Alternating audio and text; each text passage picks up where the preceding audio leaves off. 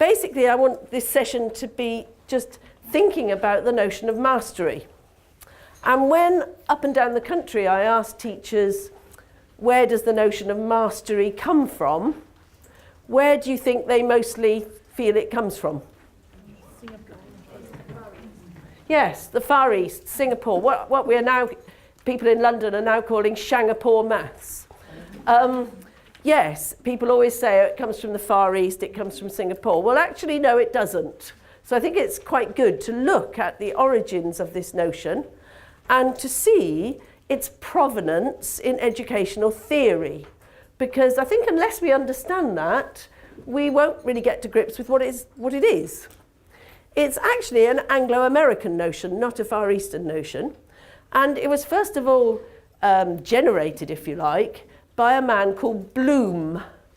Possibly you've heard of the man called Bloom. What do you think of when I say Bloom? Yes. You see, so wonderful, isn't it? Yes, we all think of the taxonomy. And indeed, in 1956, Bloom did generate the taxonomy of learning objectives. Basically, he produced an atomized, what we call an atomized theory of learning. It is, you know, the notion, the idea is that you can break learning down into particles of knowledge. And you can put those in a nice hierarchy. Here are all the particles of knowledge. Can you see them all piled up? And there's ones that are at the top and ones that are at the bottom. You see what I mean? I can see some skepticism on my right, on my left here. Don't know if there's any other skepticism. It is a theory that has been pretty roundly criticised over the years, I have to say. However, that was Bloom's theory, and he did produce his taxonomy of learning. And that was all very fine. But then in 1968, he produced the notion of mastery, or it grew out, if you like, of the theory. It wasn't just him. It grew out of this theory of learning as being one where you break learning up into atomized particles. And the notion of mastery was quite simple. And it's easiest to draw it by means of a flowchart, quite a simple one. You instruct. And then, this will come as no surprise to anybody, you test. And two things happen when you test. One is that the children get more than 90%, in which case they go on and do the next bit of instruction. One is that they get less than 90%. I'm sure you can hardly imagine that that's possible, but it is. And so then you go back round through the loop. You see what I mean? It's not a complicated flowchart. You don't even need to see it, really. Basically, instruct, test, more than 90% go on, less than 90% go back round the loop. Yeah? You got it? So the theory's fine, but it's interesting. It's very interesting because the variable here is time. So Bloom's idea was that for some students, everyone can get mastery, but for some students you might need to do this round the loop several times. Other students will just go straight through. Am I making sense? So the variable is time.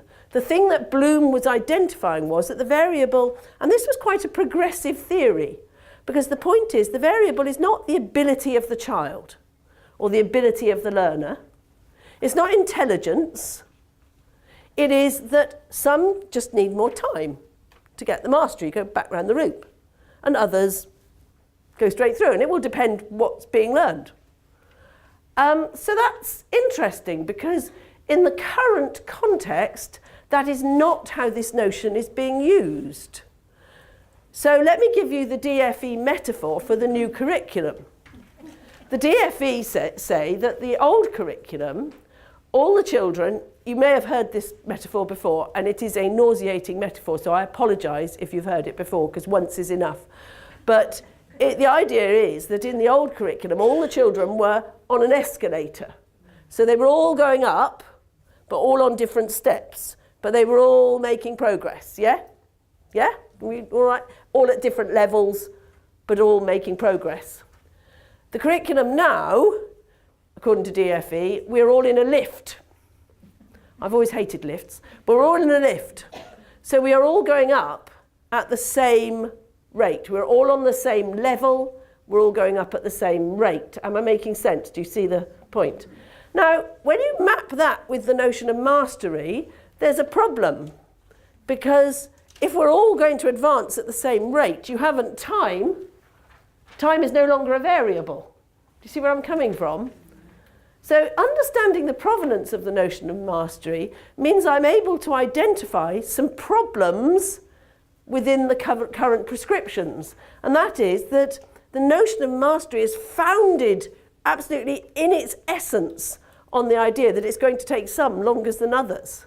So if we all have to advance at the same pace, which we are being very much told, you're not even allowed to advance faster or slower. If we're all advancing at the same pace, there's a problem, there's an issue. There are some other problems with this notion. It comes, as I say, out of an atomized theory of learning. And the problem with Bloom's taxonomy and the problem with an atomized theory of learning is that actually it's very hard to break up knowledge into particles, as you probably realise. If you've taught more than a day, I think you realise that. And even maths is very difficult to put in an ordered hierarchy of objectives. I know because I often try and do it. So the backbone of Hamilton is a spiral of skills, maths skills, and we did have a massive, and I'm talking massive, spreadsheet of all the skills in all the topics in a hierarchy. So I have done this thing, and it's very hard to do and very unsatisfactory because someone else can always come in and argue. They can say, oh, I don't think that's harder. I think that's easier. Do you know what I mean? It's always arguable. So just to test out this, if I ask you, which is harder? Is it harder to round a one-place decimal number to the nearest whole, or is it harder to multiply it by 10? Which is harder? Tell your partner.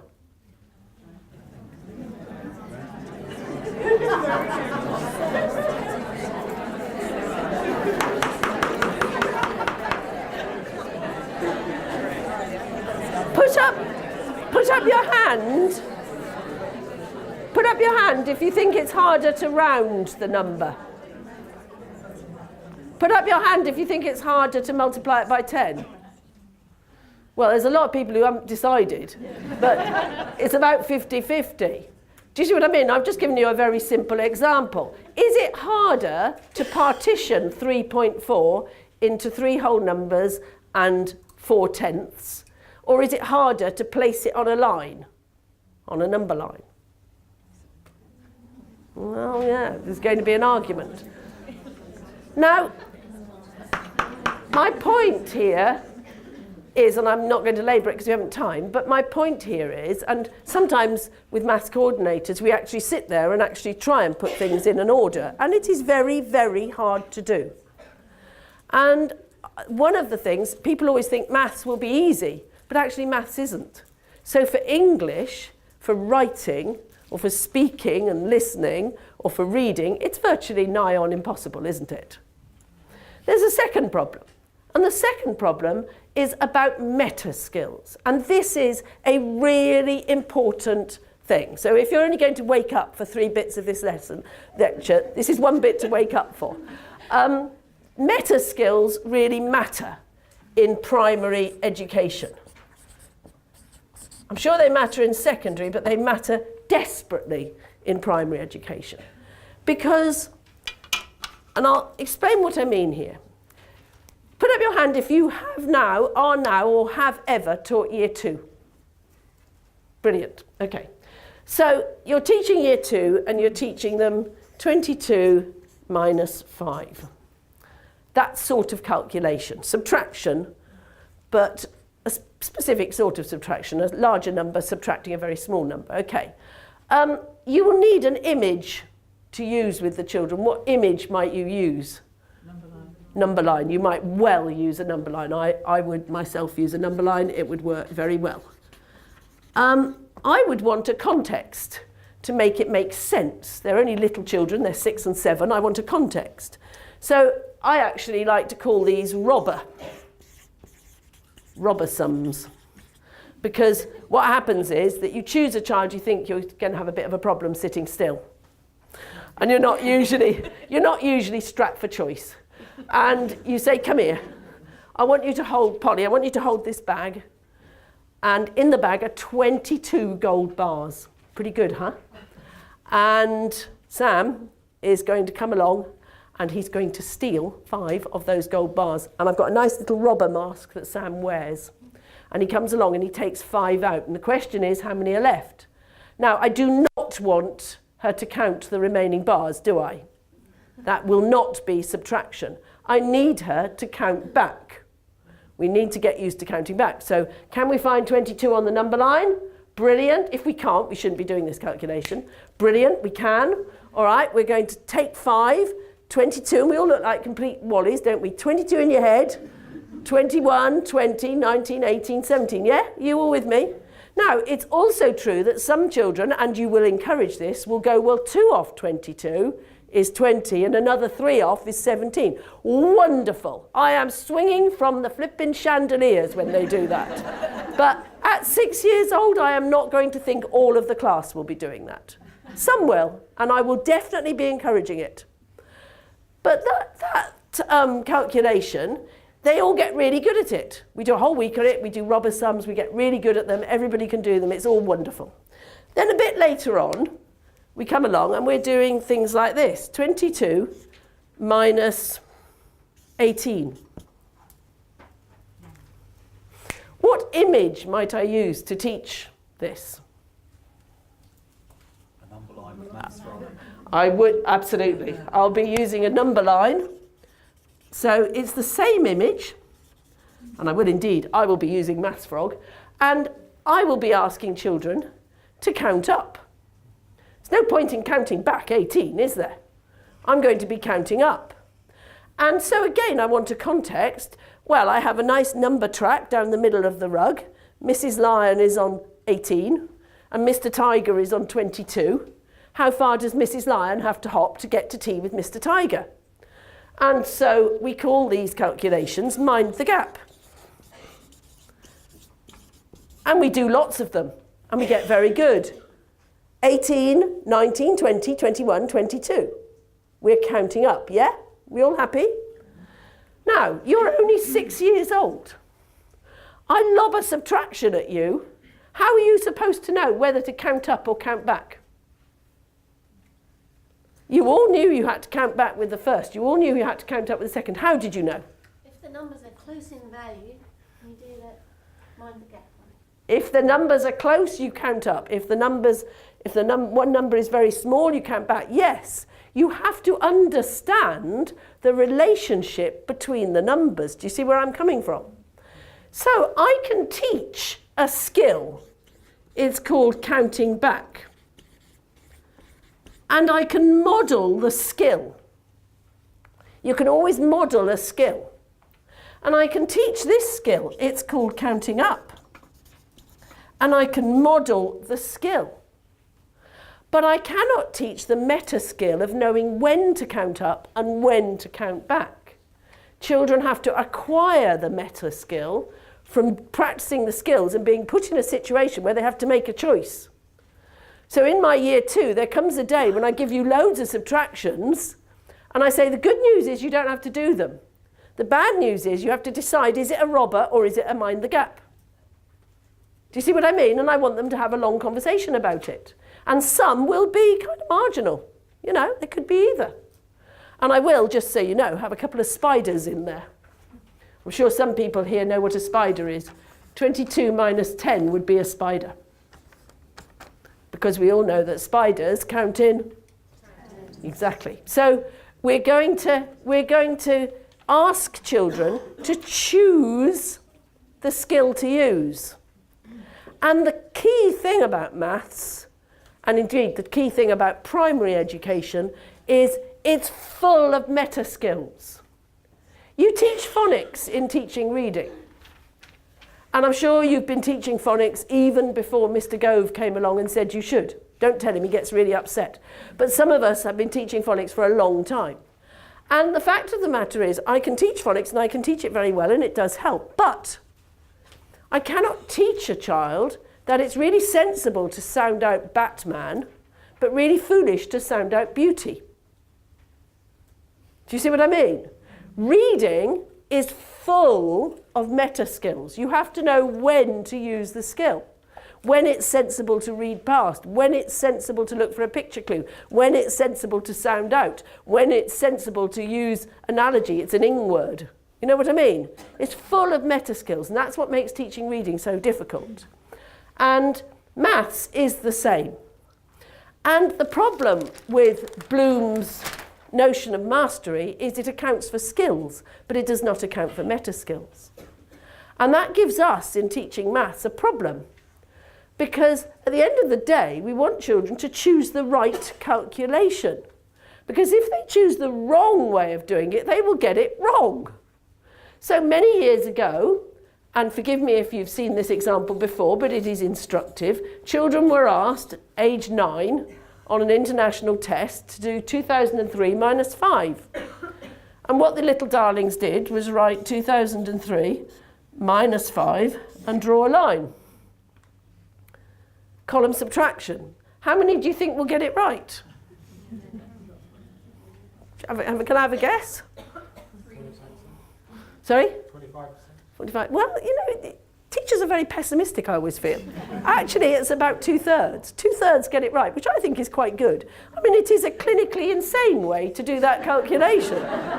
You know, it's not even a subtraction, it's a place value question. And even if that were 875, I would not want them to do the column subtraction. If any of you have seen the sample SATs, you will see that the Minister for Education and I do not agree about this. But I think it is insane to ask children to do a column subtraction for that calculation. I always tell children, if the number is looking at you, don't do a column subtraction. Why? It's very simple, because I'm a pragmatist.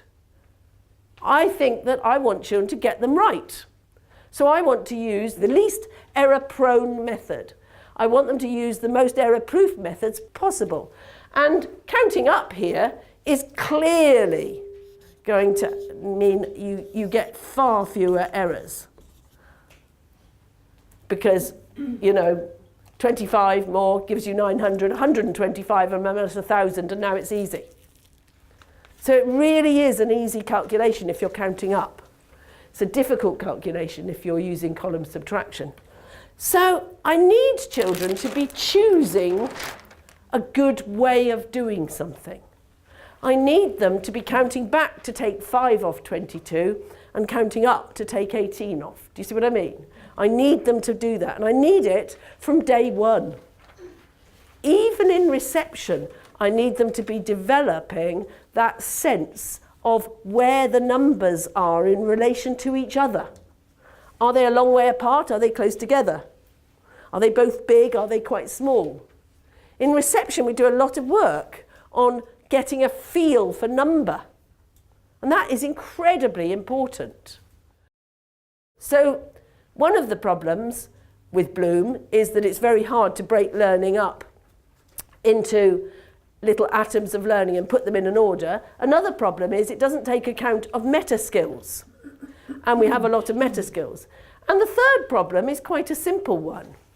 Actually, what counts as getting 90% right? Now, you might say, well, it's obvious when you get 90% because you do an exam and you get 90% and you're very happy. Or you do an exam and you get 87%, you're not very happy because you've got to go back round the loop. But I'll just relate to you one thing that some 20 years ago I did on my master's degree at King's College London, run by Dylan Williams, who's the government specialist on assessment. And one of the things he did was he said to all of us, I suppose there was about 40 of us doing a master's degree at King's College London. There were only 2 of us that were primary, all the rest were secondary. Everybody in the room had a maths degree. And one of the things he did was gave everybody a GCSE maths paper to mark, the same one. We all had to mark the same one. There was nobody in that room who hadn't marked GCSE papers, because we all used to mark GCSE papers because it was a way of making enough money to go on a summer holiday. So we all did marking. And basically, we all sat down, we had a specified amount of time, we had to mark the paper. And then he took them all in. And the next week, we had the results. That paper, and I'm quite certain that he had designed this paper, that paper got marks which varied between an E and an A from one room of 40 maths teachers. There was people who'd given it an E and people who'd given it an A. I was kind of at the top end, but not right at the top. I think I'd given it a B. My argument was that it was very, very clear that the kid who'd done the paper had understood the maths. The argument of people who had failed the kid was that there was not a single right answer on the paper.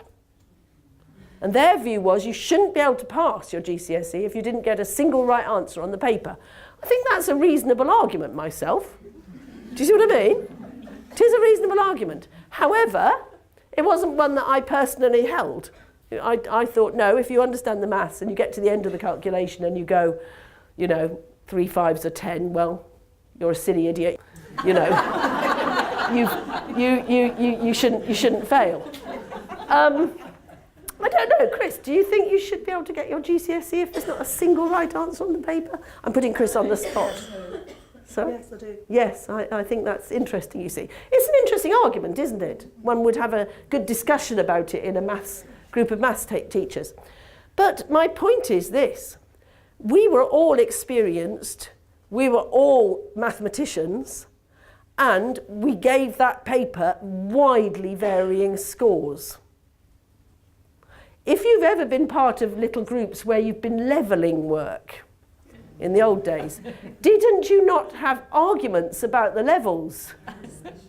Yes? Put up your hand if you participated in arguments about what... Right. It isn't as easy as people imagine to say whether you've got 90% or not.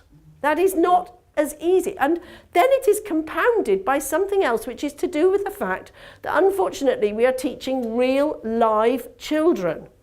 And the real live children can sometimes do something on a Tuesday if they're really happy and they're sitting next to their best friend and they have their red bow in their hair, and they can't do it on a Wednesday when they had an argument with their mum and they're really miserable and they're not sitting next to their best friend because she's not talking to them. Isn't that the fact? And they can do something sometimes and not other times, and it takes a little while before it sort of beds in. Do you know where I'm coming from here? So it's very, it's very annoying. You think they've got it, and then you come back a week later and they seem not to have got it. And then mysteriously a week later, they seem to have got it again. It's all very sort of haphazard. And the fact of the matter is that pretending that education isn't messy doesn't really get you anywhere, because it is messy. It's all a bit of a chaos. However, we are stuck with the notion of mastery. But it's useful to think where it comes from, and it's useful to think that taking time is a variable. So there's a question there.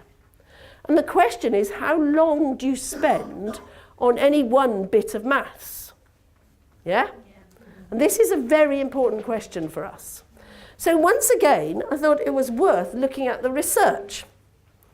There's a lot of research on whether or not it's best to teach in blocks or in a spiral. Yeah, do you understand what I mean here? Now, of course, a spiral is blocks. It's just that they're shorter. So you can have a very fat spiral or a very thin spiral. So you can sort of revisit very often, or you can revisit very slowly. Do you see what I mean? When I came into teaching, which is so long ago, most of you probably weren't even born, but when I came into teaching, it was the case that you did addition in September and October, and subtraction in October and November, and then you did Christmas maths, and then in January, which was shape, and then in January you did multiplication, And in February and March you did division. And then you did a bit of wet maths, because wet maths you had to do when the weather was nice. So obviously you did wet maths then. And, you know, you never touched addition again until the following September. And unsurprisingly, everybody had forgotten completely what you did. So the next teacher had to start afresh. Do you see where I'm coming from? Now, interesting to get some figures in here. Professor Williams produced something called the Williams Report, which looked at primary maths teaching in England. And one of the things that he found was that when we moved from the national numeracy strategy, which you probably remember, blue and yellow folder, right? National numeracy strategy was very much a spiral. We visited every single topic every single term, at least once. That was the principle underlying it. Every topic was visited every term. So you did, you know, actually it was quite simple. You did sort of place value and number in week 1, and you did it again in week 6. Do you remember this? Yeah. And it was a nice little spiral. When we moved from that to the primary national strategy, which was blocks, do you remember that? The standards of maths in England fell quite substantially. And indeed, the biggest ever rise in numeracy for primary children in this country that has ever been recorded was during the years of the national numeracy strategy. It had a remarkably positive effect. Some people possibly remember the sort of buzz that was around that time. So we have some evidence that blocks are slightly problematic. My view is that we need some actually to look at how tight the spiral needs to be. Because if it's too tight, you don't spend long enough on a topic. If it's too wide, they forget it. And interestingly, educational psychologists have done some work on something called the forgetting curve. So you know about the learning curve, because the learning curve says that when children are learning something, there's a curve which is like that. And you learn it quite slowly to start with, and then slowly, and then you suddenly get the wind behind you and you go up. So the learning curve is quite well known and well documented. The forgetting curve is kind of the mirror image. You forget things, this is time along here. You forget things very fast at the beginning. So it's not surprising that you and I teach something and then next week they've forgotten it. Do you know that feeling? That is actually quite well documented. And then you don't go on forgetting at the same rate. Your forgetting slows down. You can Google this. It's quite interesting. I can even give you some names. But it is very interesting. And so a guy called Fellheimer in 2006 produced something called a spaced theory of learning. What he was interested in is how long should the space be between revisiting? And I think that's a very interesting question, don't you? Because I've been involved in maths education for a very long time and no one's ever told me the answer, so I'd be interested in the answer. My suspicion is that it varies from class to class and even from child to child. But however, we might get some broad hints which would be helpful. He found that the ideal space is the amount, what he calls the retention time, the time that children retain it. You really want to revisit at the point at which they've stopped retaining it, which is actually not that long along. You see what I mean? And I think that is interesting. It would argue for a slightly tighter spiral, and maybe the national numeracy strategy had it about right. But it is interesting. Now, I'm not presenting you with an answer here. I'm presenting you with an issue.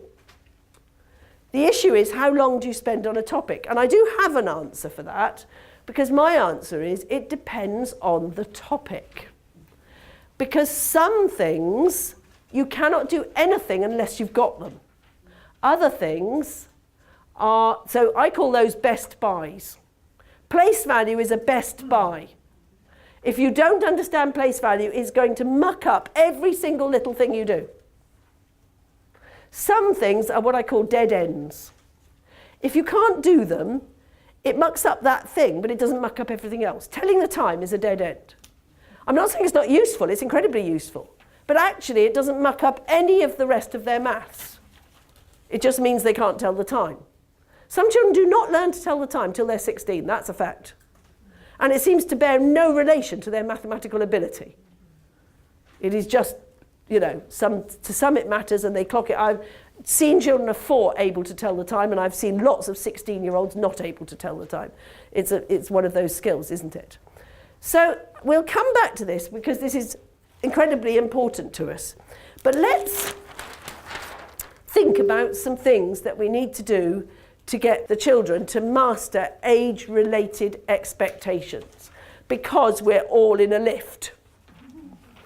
And in Shanghai, in Singapore, you never go ahead of your age-related expectations and you never fall behind. You are always on your age-related expectations. That is the clear model. There's a problem with that, isn't there? Put up your hand if the children in your class are all operating at the same level. So there's a massive problem for us here, because we are not a homogeneous society. And also, we are an open democracy, which brings lots of advantages and some extra challenges. There's probably no one statement you can make to any group of students with which they will all agree about education or about anything else. And I regard that as rather a good thing. I think it's quite a challenge when I'm teaching the students at university.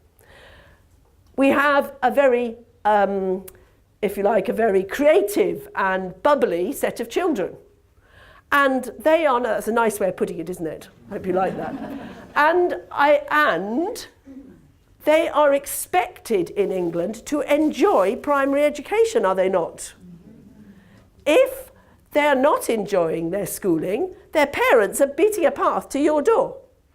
They're turning up on your doorstep and going, Jimmy is crying on the way to school. And you can't go, oh, tough, so am I. That's not an option, you know, much as we'd like to. It's not an option. Actually, children are expected to enjoy primary education, and I think that is a thoroughly good thing. I do not want them not to enjoy their education. I think they should find it stimulating, interesting, it should appeal to them. I do think that's a great thing. I'd actually like you to be enjoying primary education. I know from the workload survey that I've already looked at that teachers are on average working 60, 70-hour weeks. And it's very unlikely, therefore, that primary education is going to be that enjoyable when you're having to work that hard. Seems to me that's a bit of an issue and teachers are leaving in droves, so that's another issue. So there are some differences between us and Shanghai or Singapore, and they are relevant. However, we are where we are. We are in this lift. Children have to make age-related expectations. There are 5 things we can do which are going to make it much more likely. And so I'm going to go down the 5 things. The first,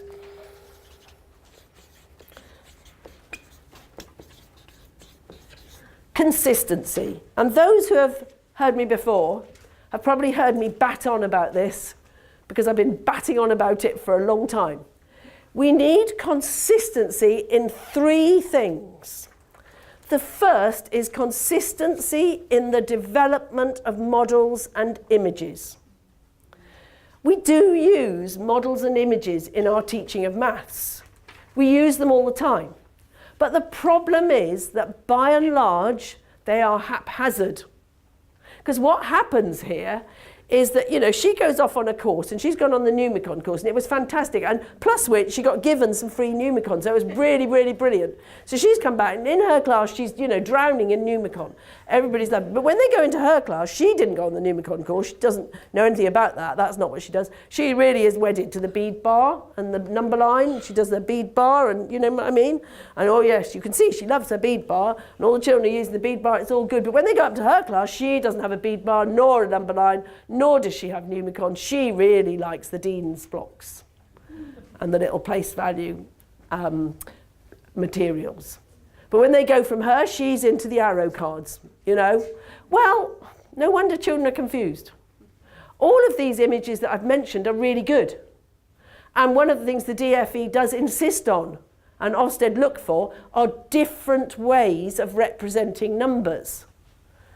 But we need a developmental approach to the use of images so that we develop the use of these images through the school. So where do we start with our number line? Where do you start with the number line? Where do children first meet a number line? Yeah, nursery or reception. We have a number track down the middle of the carpet. We have a nice big pegged number line, hopefully a Hamilton one. Nice big pegged number line. My daughter, I have 6 children, hence the grey hairs, and 3 of them are in teaching. I think that's pretty good, don't you? I think that's 50%. And one of my daughters is an early years teacher, and earlier this year she was telling me how they'd got a new outdoor area, and she said, you must come and see it, it's wicked. We've really got a lovely area now.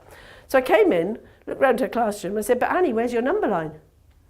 She said, oh, well, I'll tell you, Mum, now on the interactive whiteboard, we have this amazing number line. I said, hang on. The interactive whiteboard is not always on. And if it is on, it's not always on maths. And if it's on maths, it's not always on the number line. And anyway, these are very young children. I want them to be able to handle those numbers. I said, you need your pegged number line where the children can get at it. I said, don't think there's any Sunday dinner unless that pegged number line is up. And believe me, it was up.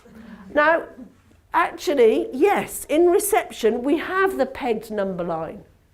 And sometimes when children come in, one of the numbers has fallen off, or the naughty puppet has stolen one, or he's muddled them up. And we're attracting attention to that line all the time. And then when they go into year 1, or possibly at the top end of reception, we introduce the bead bar, don't we? And the bead bar has 10 white beads and 10 red beads. Do you know what I'm talking about? 10 white beads. And if I'm putting 27 on that bead bar, it's chung, 10, chung, 20, and 7 more. And don't those 7 white beads really look like they're very upset to be away from the 3 friends? When you put 27 on, it's a brilliant image. And then in year 1 and year 2, when I introduce the landmark line, and we have 0, 1, 2, 3, and 10, 20. Well, sorry, it'll be 10, 20, 30, etc. Now when I put 27 on, I'm imagining the beads, aren't I? And if the children can't imagine the beads, we go back to the bead bar. And in year 1 and year 2, we move between the bead bar and the bead string and the landmark line. And we're moving to develop that image so that in year 3, when we come to use Maths Frog, and we're using what is strictly called an empty number line, and we're doing 72 minus 28, and I want to say 28, 2 more to 30, and then 40 to 70, and 2 more. When I'm doing the counting up along the number line, I can do that because they've had that number line developed through their schooling. It makes sense to them. If they've never met the bead bar in year 1 and the pegged number line in reception, this won't make sense to them. Do you see where I'm coming from? And this is true for every single image you use. It's true for the 1 to 100 number grid. When we use the 1 to 100 number grid, we want to be able to go in year 3 or year 4, 10, 20, 30, 40. So the top line of the grid is 10, 20, 30, 40, 50, up to 100. There is 100 spaces on this grid. So if I draw one of those very irritating, and this says 330, if 330 is in the middle of that cross, what number will be here? Oh, careful. Talk to your partner. Yes. 340. What number will be here? What number will be here? Yeah. So what am I counting in as I go down? What am I counting in as I go across? Yes. It's a beautiful model, is it not, for how the wonderful number system that we have inherited from the Hindus and the Arabs actually works. If instead of that I had 0.1, 0.2, 0.3, 0.4, of course I'm now further up the school in maybe year 4. What number, if this is a number grid, starting 0.1, 0.2, 0.3, 0.4, what number is going to be at the end of this line? And what number is going to be down here? Yeah, 10. Do you see? What are we counting in as we go down? Ones. And what are we counting in as we go across? Tenths. And I always say to the children, it's tenths. It's tenths. I want them to know what 0.1 is. It's a tenth. We've got to understand that. And so these images have to be developed through the school. If they are not developed through the school, then they are not effective. And getting consistency in images and models is absolutely central to getting good results in maths teaching. If you have consistency through your school, you will see how it benefits the children. And having a staff meeting when you actually discuss what images and what models you use in different years is really useful. And one of the things I'm about to do tomorrow is just such a staff meeting. And that is extraordinarily interesting for all the teachers to learn how images do develop through the school and how they're used further down the school, because we all teach in our own bubble and we tend not to talk about it. But it's not just consistency in the use of images and models. It's also consistency in terms of layout. Because when we lay out our calculations, if we don't lay them out the same way, it's very confusing. And I remember not very long ago doing a staff meeting in a school where I just asked people to just show me what they meant by expanded column addition. And I had, in the same school, they all thought they were doing the same thing. They all thought they were doing expanded column addition. I had 3 different sorts of things. I had 300 and 40 and 7 and 270 and 8. I had that, which is, I have to say, the Hamilton way, where you expand it going horizontally. But you can equally well expand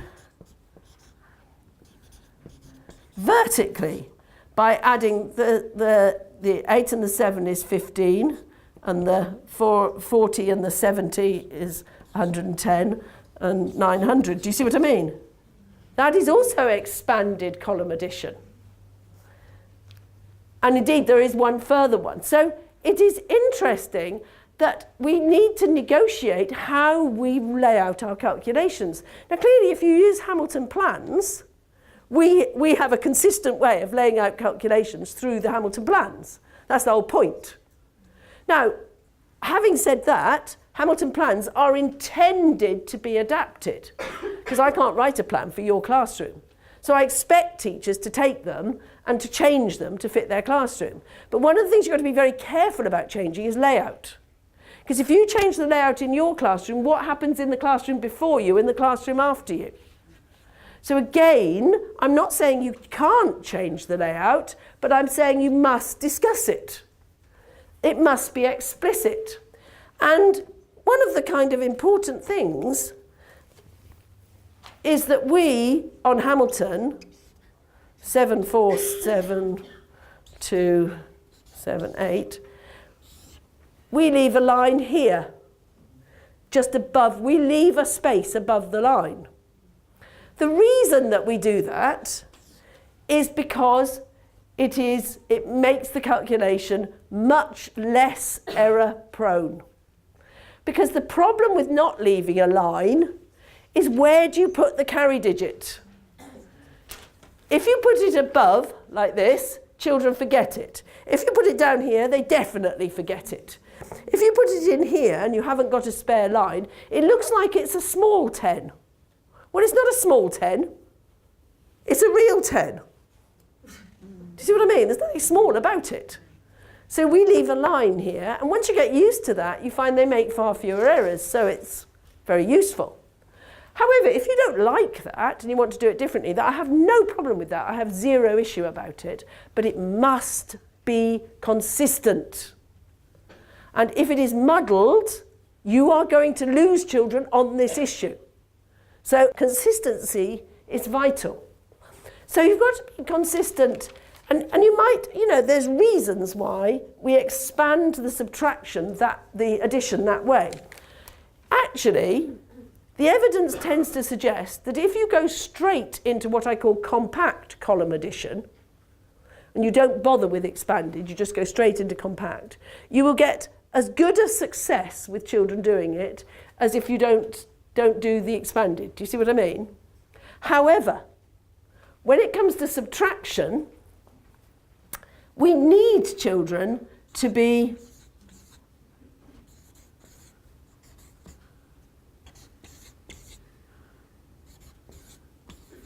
laying it out in an expanded form in order to do the subtraction. Because subtraction, by decomposition, is so complex.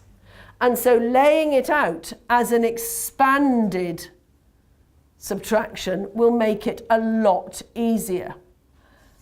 And I'm going to get far fewer errors in an expanded format.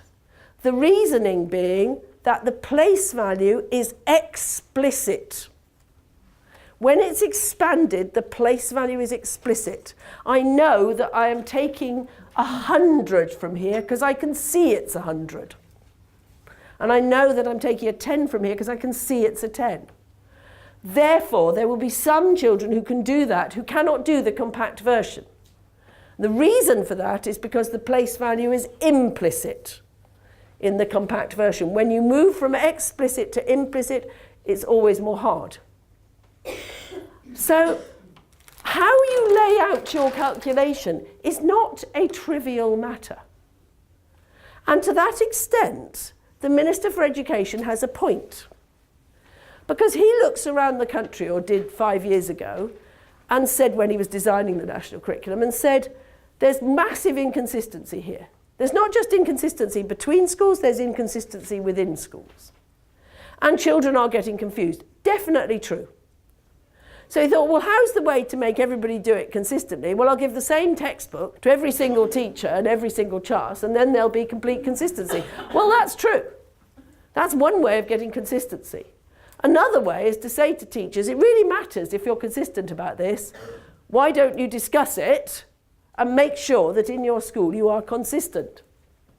Do you see where I'm coming from? And that's actually better, because if you understand why it is important to be consistent, nobody is going to think twice about it. We all think, okay, fair enough. We'll have a discussion about it, that's fine. Now, the third thing you've got to be consistent about, you won't read on any DFE website. It is the patter. Now, there is a posh name for the patter. It's called pedagogical language. I'm not even going to try and write it up. The pedagogical language, I think this gentleman here said it earlier, it's the frog. It's the spider. You know, when any year one teachers here? Excellent. So when you're counting in tens down the number grid, do you have a spider? Yes, you see a lot of people have it. Some people have something else. But you know, we have our 1 to 100 number grid in year one. A key skill in year one is counting in tens. Knowing that we can go 3, 13, 23, 33, 43, 53. And that's, the hard one is 3, 13, isn't it?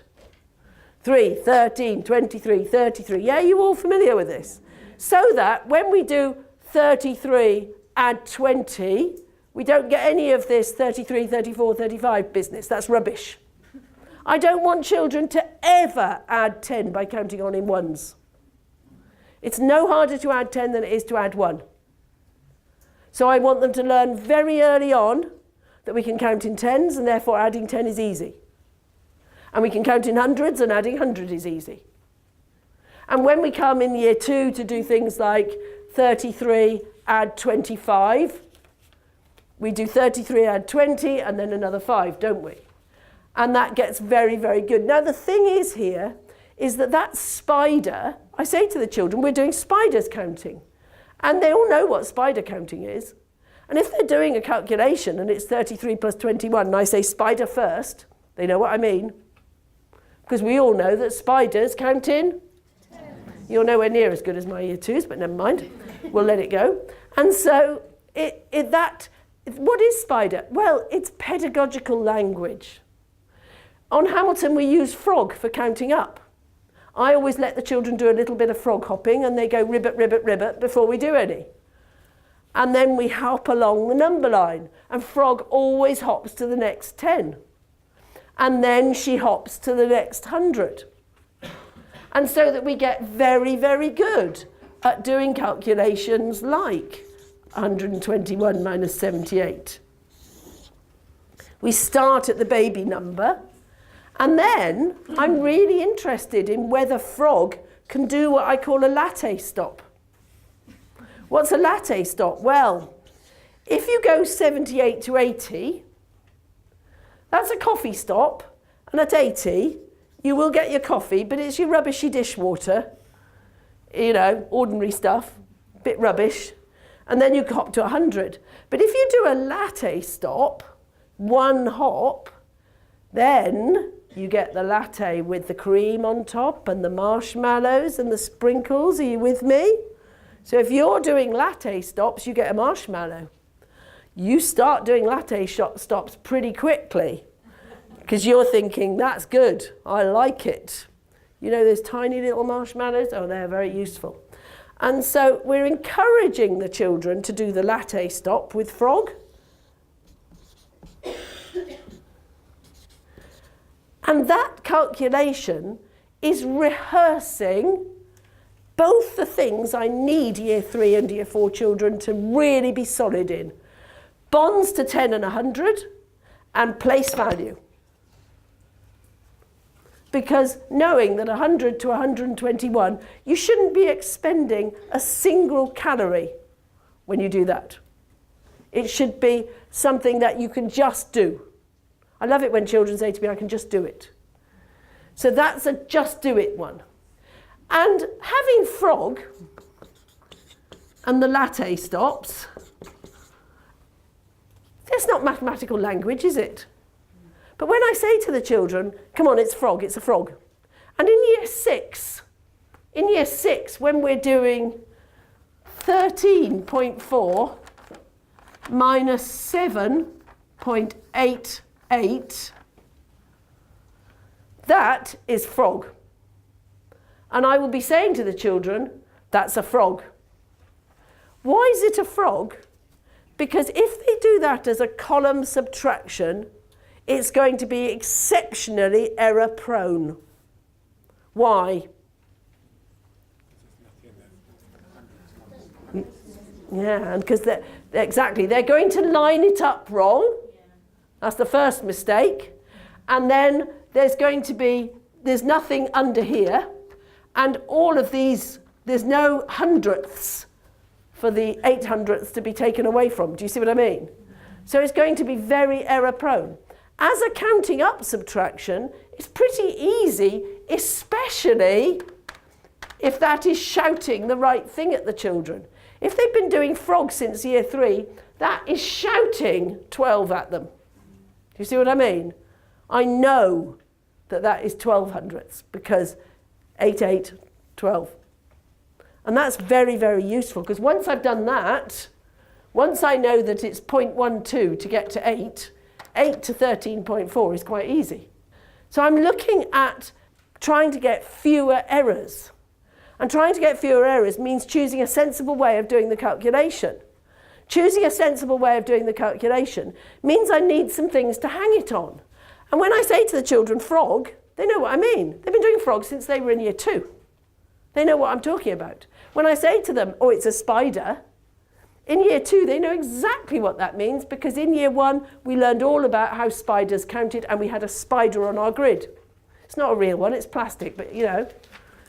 So the patter, the language of your teaching needs to be consistent, not just in your class, but through the school. So that year 6 can draw upon what you use in year 3.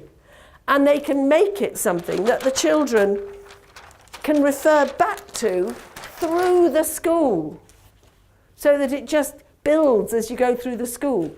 So consistency in images and models, a developmental approach to images and models. Consistency in layout, consistency in the language of teaching, the little things you use that make the teaching come alive. If I said to those year 2 children, you have to go through those subtractions and you have to decide which one is a counting up and which one is a counting back, they wouldn't be able to do it. When I say to them, you have to go through those subtractions and you have to decide which one is a robber and which one is a mind the gap, they can all do it.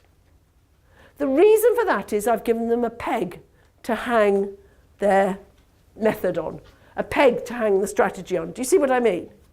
Put up your hands if you use Pi Corbett in your literacy teaching, in your English teaching. This is the same thing. It's like having story pegs. You have pegs on which you hang your strategies. Okay, I said I was going to give you 5 things. The first was consistency. The second is problem solving and reasoning.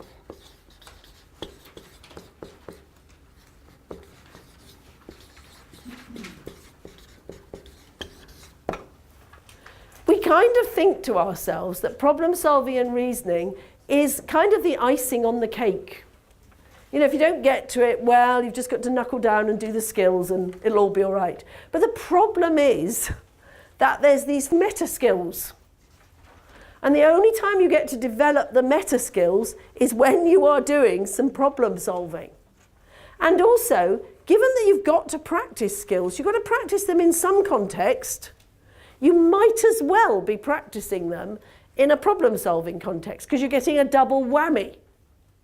Now, first I'm just going to do a little advertisement. We are putting problem-solving and reasoning investigations on the Hamilton site as we speak. And there's 1 per week, and it links to the week's work. So it practices the skills of that week. So if you've not seen these, have a look, because they're going up on the site now. And so you can find them, and they have a child sheet and the sheet for you. So, you know, they've got a little child sheet you can put on the table. Well, obviously not in year 2, but further up the school. So have a look. I don't think one can exaggerate the importance of setting the skills within contexts in which children have to think what they're doing. Some of those contexts are word problems, but some of them are others. And the thing is, the important thing here is play. I want children to play with numbers. I want them to see that numbers are most bizarre and amazing and strange. And sometimes even just doing subtractions, 2-figure subtractions. You know, if you just happen to take numbers with consecutive digits. So you do something like 87 minus 78. Or 63 minus 36, or 42 minus 24. Now, what happens when you do that? Well, I'll tell you straight away, you get a pattern of 9s. Why? Good question. I'm not necessarily expecting children to work out why, but they will be intrigued. And does it work with 3-digit numbers? Actually, yes, it does. Subtract a number from its reverse, if you see what I mean.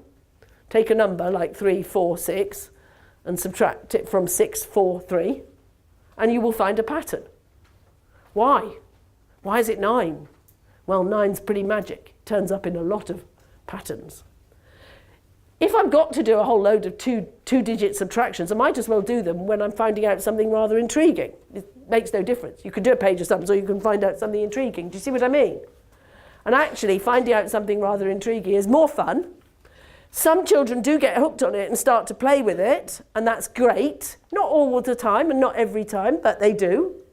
And I am inevitably going to be raising meta skills.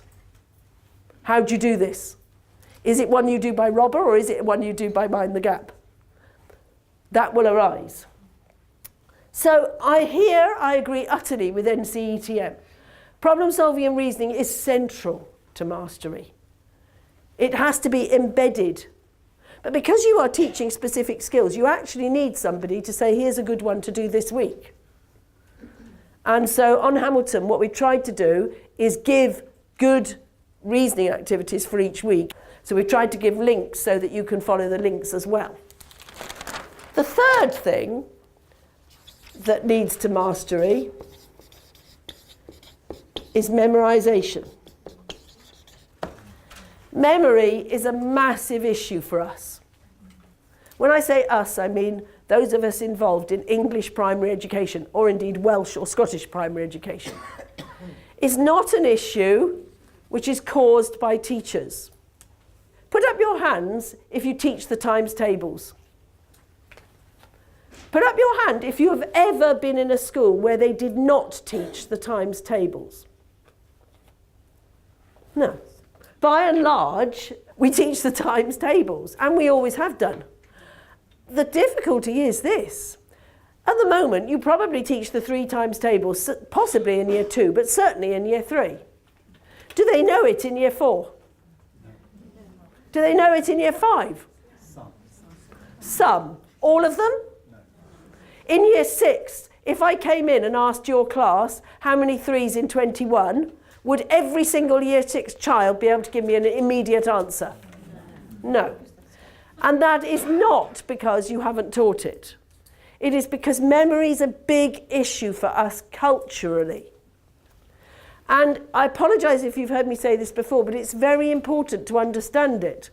When I came to school as a small child, and possibly when some of you came to school, I probably knew at least 5 or 6 prayers and at least 10 or 20 nursery rhymes. Not because I was studious or holy, because I was neither, but because everybody did. Everybody knew the nursery rhymes. Everybody knew the prayers. Of course we knew the prayers. You said a prayer before you went to lunch. You said a prayer at lunch. You said a prayer before you went home. Of course we knew them. Do you see what I mean? It was just what everybody did. How many children now come into reception knowing 20 rhymes? Or chants? None. When I was 16, I probably knew at least 10 phone numbers off by heart.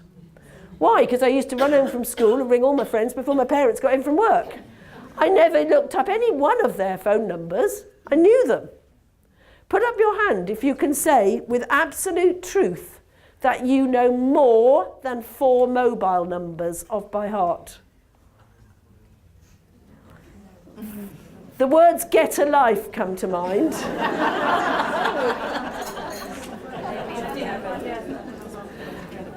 I mean, most people now know their own number and possibly their partner's. That's it, or child's. But a lot of people don't. A lot of the teenagers I teach do not know their own numbers. None of them. If I ask them for their number, they take out their phone, they click it on. If there happens to be a girl in the room who knows her number, they're like, loser. You know, you do not need to know your phone number. If I wish to exchange phone numbers with you, it's the click of a button. The number needs to pass through the brain of neither of us. Technology has largely obviated the need for routinized daily memorization. Children are not memorizing anything outside the 4 walls of your school. This is a problem. It isn't of our making, but it is a problem for us, primary teachers. This wouldn't be true in Singapore or Shanghai, but it is true here. And we have to deal with the consequences because memory is like anything else. Use it or lose it. I am horrified, I'm sure Chris sympathises with this, that the 15 and 16-year-olds that I teach get out their calculator on their phone to do 3 times 6. That's literally true. I have to take away their mobiles, not because I don't want them to be ringing, but because I don't want them to use the calculator. The point is this: if I say, how many 7s in 42, I need you to be giving me a quick answer, 6. I don't care how you're doing it. I don't want to drill a hole in your brain and find out how you're doing it. Doesn't bother me. If you can give me an instant answer without getting a pain in your tummy, oh! If you can give me an instant answer, I don't care how you're doing it. My experience over more than 40 years of being in primary education is that the easiest way to achieve that is to memorise them. Yeah. Now, it's perfectly true that gifted mathematicians probably don't memorise them. When I was working on the numeracy strategy with Anita Straker, we had a massive argument about whether or not number facts to 100 should be memorised facts or quickly worked out facts. So if I say 78, do you know that it's 22 to 100 because you know that fact, or because you've very quickly in your brain gone 2 more to 80 and another 20? Do you see what I mean? My argument is I don't care. I really couldn't care less. I just need you to give me an instant answer without getting a pain in your tummy. That's the only thing I care about. And I want division facts, not just multiplication facts. So I need you to be able to tell me how many 7s in 42.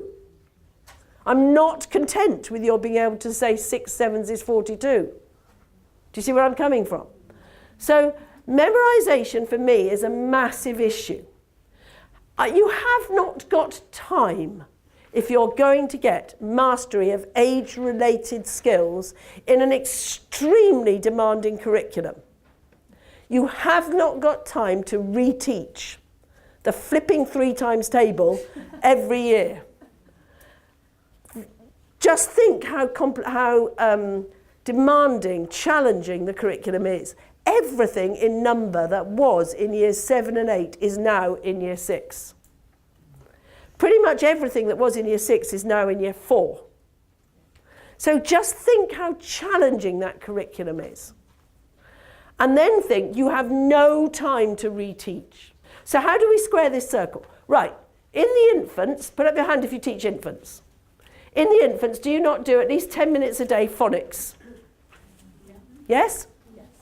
Okay. In the juniors, we don't do 10 minutes a day phonics because we don't do phonics in that way. It is embedded in our literacy and we do it in all sorts of other ways. That means that in the juniors, year 3 to year 6, we have 10 minutes a day spare. Can't argue with logic, can you? So, we have 10 minutes a day when we can do something called quick maths. The quick maths is 1, not attached to the maths lesson. Very important. Separate from the maths lesson. 2, it is not the mental oral starter. It's not even mental maths. It's memorization. It is keeping all the what I call no work sums on the boil. All the calculations which shouldn't require any calories need to be kept simmering. And so that means that every day we do a little memorization session. It literally, unlike phonics, this is only 10 minutes. If you want some quick maths activities that have been worked out so you're practicing all the right things in the right times, then look on the Hamilton site because we have the quick maths up there. We have it courtesy of Abacus because it's actually the Abacus quick maths. But I didn't see any point in writing it twice. So it's on the Hamilton site, it's also as part of Abacus. But if you want to invent your own, I've got no problems. But you need to be doing 10 minutes a day quick maths outside the maths lesson on the timetable. So I can come in as the head teacher or the maths coordinator and I can know that you do your quick maths before play or before lunch or after afternoon play, whenever. Infants, you're not off the hook. I know. 5-minute fillers. 5-minute activities that you do when you come back from PE and you've got 5 minutes before playtime. It's not worth getting anything out. No resources. 5-minute activities. Activities you do while you're queuing to go in the hall. Little 5-minute fillers for infants, year 1, year 2 reception. We do also do numeracy passports, which have been very good in some schools, which are passports that the children have where they travel around the world and they get a stamp, and each continent has a different set of facts. So you kind of work your way through the continents. If you want to have a look at those. There are all sorts of ways that schools are now thinking about memorization. But we do need to think about it. We need to be thinking what things we can do to make memorization happen, because I see far too many children who in year 6 don't have these memorized facts. I see appalling numbers in year 11. And that is because we are not just practicing them. So we need to practice them. So that, I think, is one third thing. Fourth,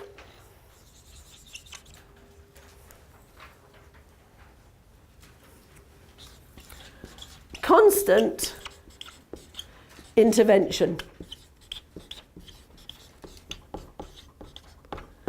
And this is an interesting one, isn't it? Because it comes back to something quite important, which is the notion of prerequisite skills. And it also touches on the very heart of teaching. In the DFE parlance, they say teachers don't consistently address misconceptions. Well, I'm not sure that's true, but I certainly do agree that misconceptions do grow, and they're really annoying in maths because they tend to mushroom. You know, you have a misconception in year 3, by year 6 it's a catastrophe. Do you know what I mean? And so it can be annoying. But let me give you an example of what I mean here.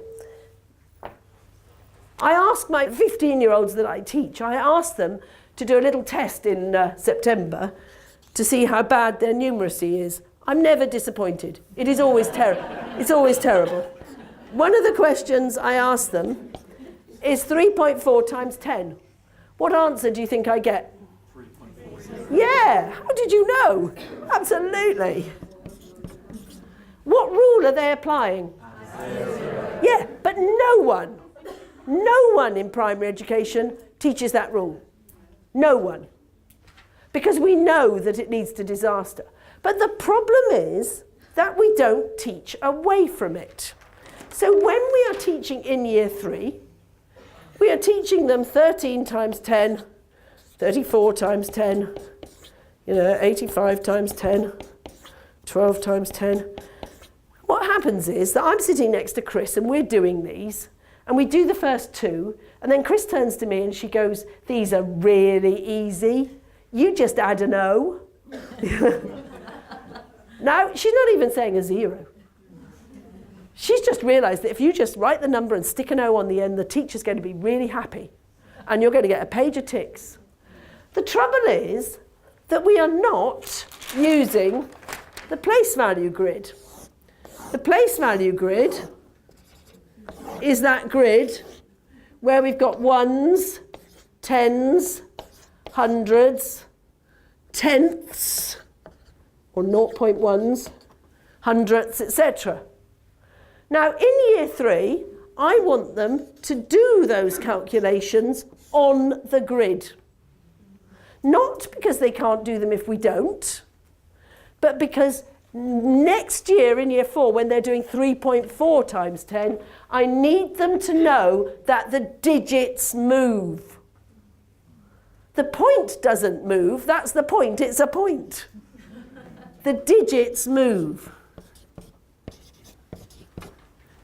And they won't realise that the digits move unless in year 3 they are doing every single one on the place value grid.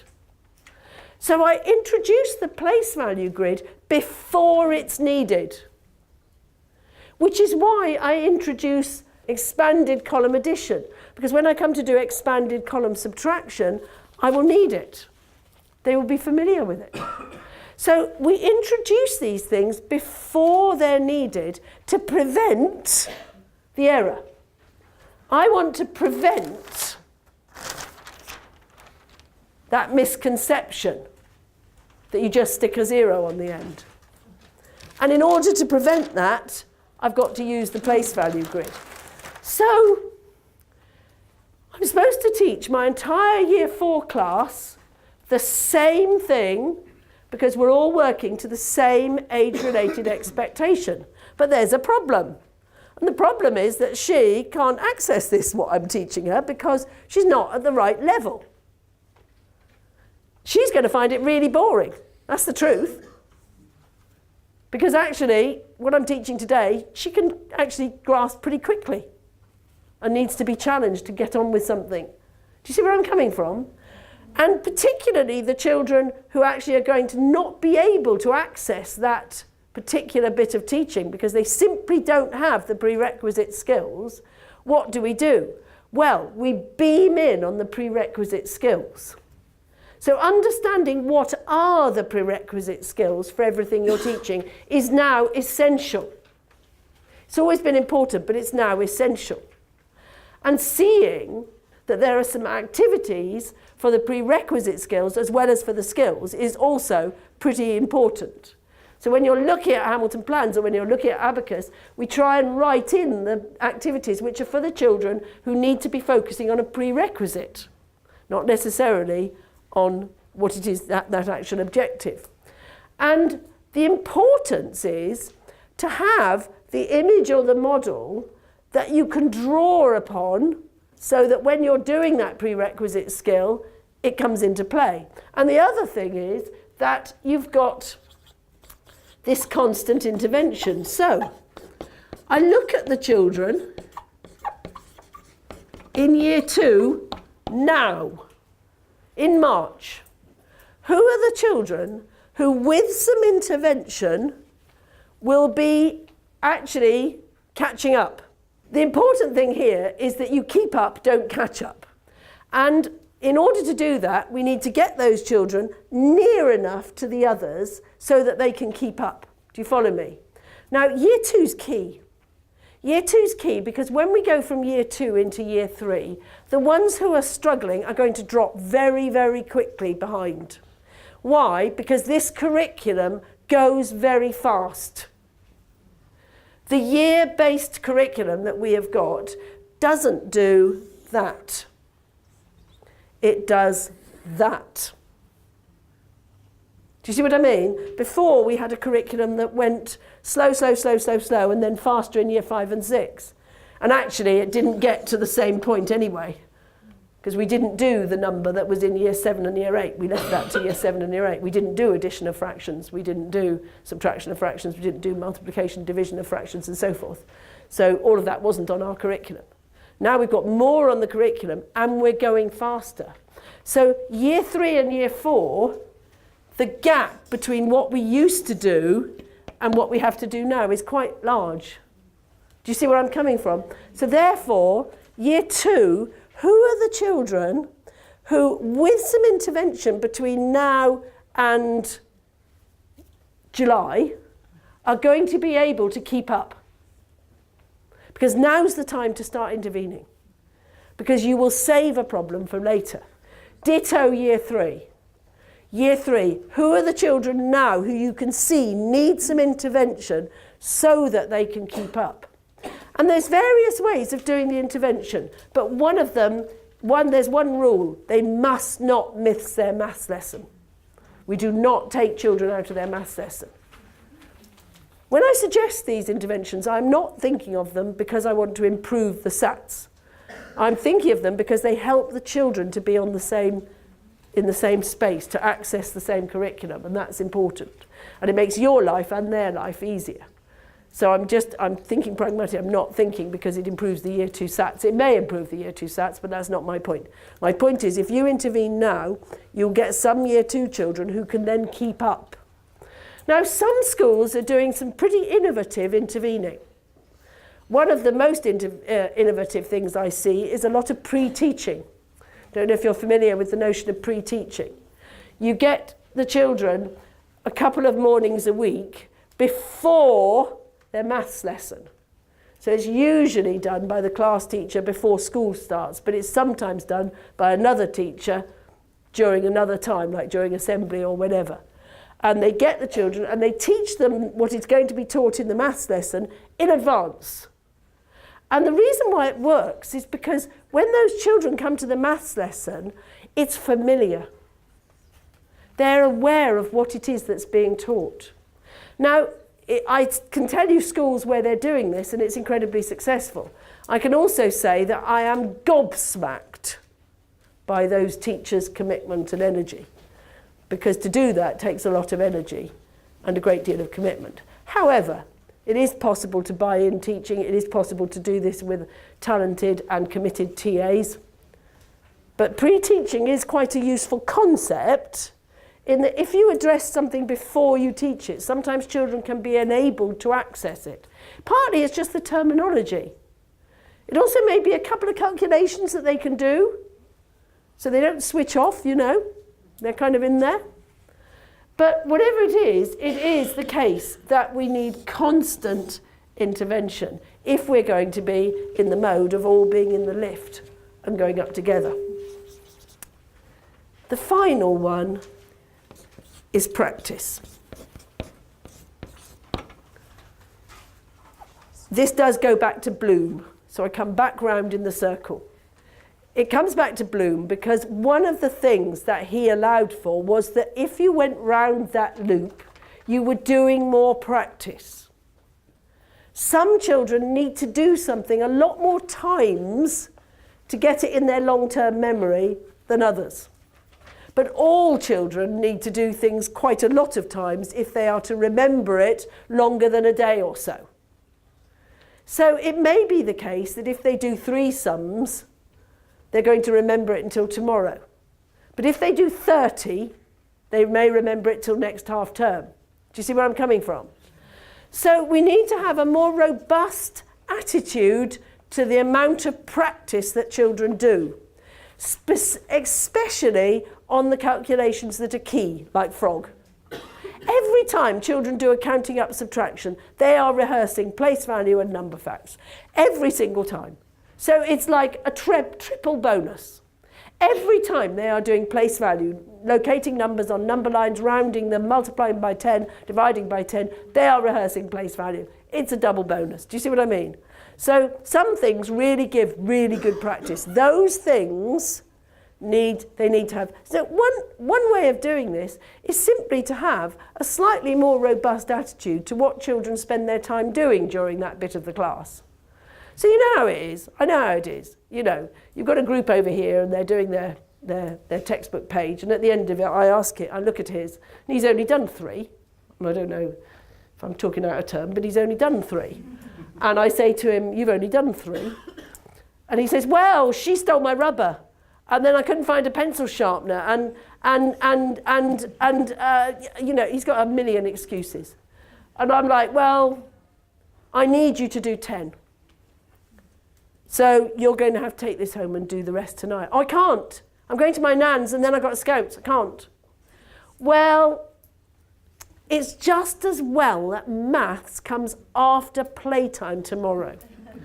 Because now you can stay in that play and you can do your maths. And that's fine. Well, next time he won't mess around, will he? Because he's thinking she's going to make me stay in. I won't get to be in goal. This is quite serious. Now, you know, actually, we also have this notion in most classrooms of finishing off, you know. So if I've been doing recounts and everybody's done a recount, when we're doing marbling in the afternoon, I say, while we're waiting for the marbling tray, you two can finish off your recounts because you need to do that. You know, I literally like to have a finishing off tray. Maths should be in the finishing off tray as well. If you want them to do 10, they need to do 10. If they only do 3 because they don't understand it, that's your problem. If they only do 3 because they were messing about, that's a problem you need to cure because it's their problem. And we need to be more robust about the amount of practice children do. Because actually, when I came into teaching, it was, well, if they can do 3 and get them right, they don't need to do any more. That's not true. If they can do 3 and get them right, they will remember it till tomorrow. But they won't remember it past that. Remember the forgetting curve. So they need to do enough. And so and I think homework is perfect here. I mean, If they can do them, then finishing them off at home is fine. And some teachers separate the homework from what's going on in class. And I think, well, now's probably the time to go back to just, you've got a certain amount of maths you've got to do this week, and if you haven't done it, you're going to do it at home. Secondary schools are much better about that. I mean, it's slightly annoying sometimes when your secondary age children come home and you say, haven't you got any homework? No, I did it all in class. I'm always very suspicious about that, aren't you? But the fact is that actually having that, we've got to find somehow or another the time to do the practice. 5 things: consistency, models and images, developmental approach, layout, patter, memorization, problem solving and reasoning, practice, and constant intervention. One more very quick thing. It's really important that we keep something that we have had in English primary education for the last 40 years. It is really important that we don't throw the educational baby out with the political bathwater. English primary children enjoy their primary education. They enjoy their maths.